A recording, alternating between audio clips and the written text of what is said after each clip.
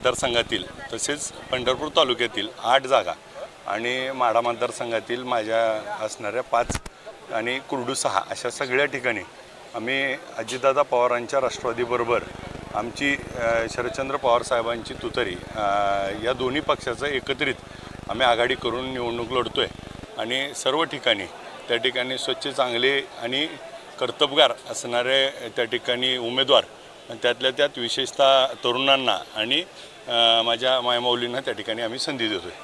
तुतारीवर किती असतील सगळेच घड्याळ? नाही, आपण मिक्स मॅचअप केलं आहे। काही ठिकाणी वर घड्याळ असेल तर खाली तुतारी वर असेल तर घड्याळ, त्या ॲडजस्टमेंटनुसार आम्ही त्या ठिकाणी एक संघ करू।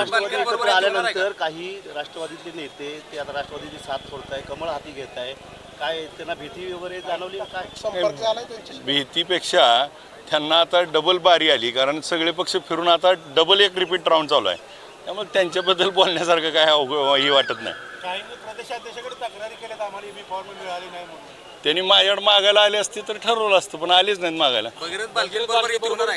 नाही, आमची बोलणी सुरू आहेत। आता जागा अर्ज भरल्यानंतर त्याच्यावर आम्ही काही जागेवर मागं पुढं सरकारचं ठरलं तर आम्ही करू।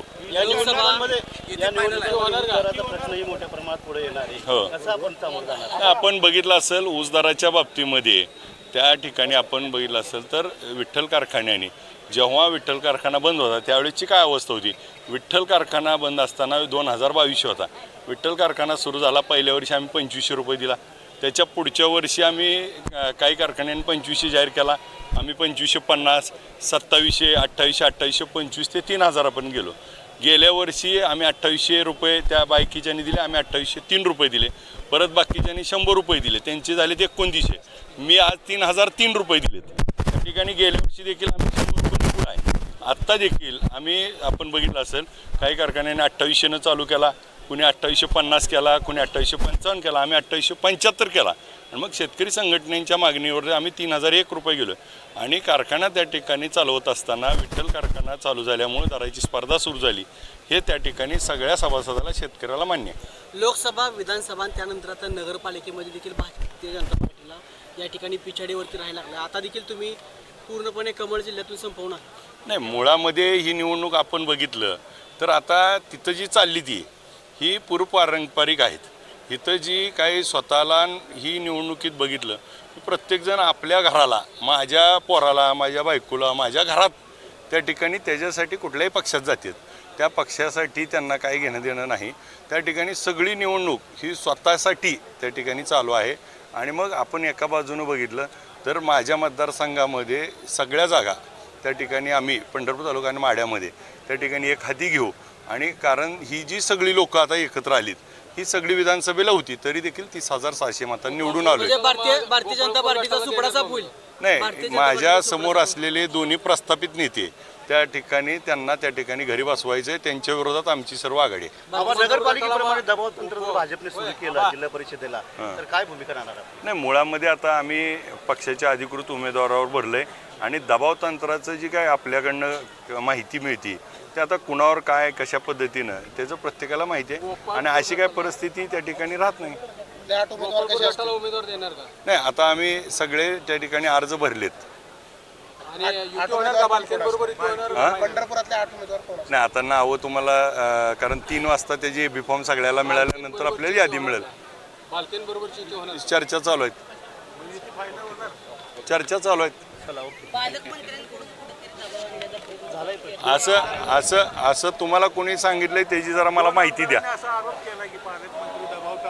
नाही, त्यांना कोणीतरी चुकीची माहिती दिली होती, त्यामुळे मी त्यांना देखील सांगितलं तसं काय नाही, कारण मोठ्या एवढ्या निवडणुकीमध्ये एवढे मोठे नेते एवढ्या खालच्या लेवलवर येत नसतात, ते कारण नसताना त्या ठिकाणी वातावरण तयार करून स्वतःला काहीतरी हे करण्याचा प्रयत्न काही लोक करत आहेत, परंतु तो गैरसमज आहे। नगरपालिकेला तुम्ही ऐन टायमाला माघारी घेतली, तो दबावच होता बोललं जातं, मग ते खोटे होतं? सगळ्यात महत्त्वाचं बघा, आम्ही त्यावेळेस युती करत होतो, आघाडी आमची त्यांची झाली होती, आणि मग एकत्र लढायचं ठरल्यानंतर मग काही वाटाघाटी चर्चा झाल्या नाहीत, म्हणून त्या ठिकाणी आम्ही विचार केला की ह्याचा फायदा दुसऱ्याला होऊ नये। मग आज माझ्यासोबत आलेल्या काही उमेदवाराला त्या ठिकाणी थांबणं शक्य नव्हतं, म्हणून त्यांच्यासाठी मला ती काही उमेदवारासाठी लढावं लागलं, आणि मी जर त्या ठिकाणी पूर्ण यांची आघाडी ही केली असती तर काय रिझल्ट आला असता तुम्हाला माहिती आहे। विधानसभेला घड्याळाचा विरोध होता, आता घड्याळ हातात नाही विधानसभेला जर बघितलं असेल तर वेगवेगळ्या पक्षावर वेगवेगळे लढले होते. आता जे त्या ठिकाणी ह्या पक्षात होते, तिकडून होते, ते आता कुठं चाललेत. ह्याच्यात बघा पक्ष माझ्या दृष्टीनं हे एक पार्टी म्हणजे विठ्ठल सहकारी साखर कारखान्याच्या रिलेटेड पार्टी आणि त्याच्या विरुद्धची पार्टी ही त्या ठिकाणी या पंढरपूर तालुक्यामध्ये आत्तापर्यंत चालत आलं आहे. आणि मग प्रस्थापित 40 वर्षाची त्या ठिकाणी सत्ता जर बाजूला काढायची असेल तर त्या ठिकाणी एकसंघ काही दिवसापूर्वी आपण जी नारा देत होतो विठ्ठल परिवार एक आला पाहिजे का तर त्या स्वतः स्वार्थ होता.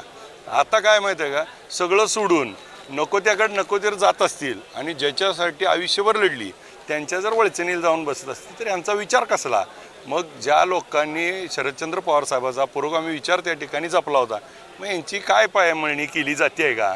आणि मग मला जिल्हा परिषद सदस्य झालं पाहिजे, मला काहीतरी मिळालं पाहिजे, ह्याच्यासाठी त्या ठिकाणी सगळ्या ॲडजस्टमेंट करतात. माड्यामध्ये शिंदे बंधू सगळे एकत्र आले तुमच्या विरोधात, म्हणजे पहिलेच एकत्र होते ना. संजय मामा देखील आता तुमचे घड्याळ जरी असलं तरी ते रश्मी बागल बरोबर नाही म्हणजे ह्याचा अर्थच तो आहे ना, म्हणजे कोण कुठं आहे, कुठल्या पक्षात आहे ह्याच्यापेक्षा पारंपरिक लढाई आहे. त्या माझी शिंदेविरुद्ध लढाई आहे, तिथले प्रस्थापित आहेत, इथं जे प्रस्थापित आहेत त्यांच्याविरुद्ध आमची लढाई. प्रस्थापित नेते तुमची कोंडी करून पाहतात, तुमचे उमेदवार फोडायचा प्रयत्न काही करायला लागले नाही हे सगळं करून बघितलंय.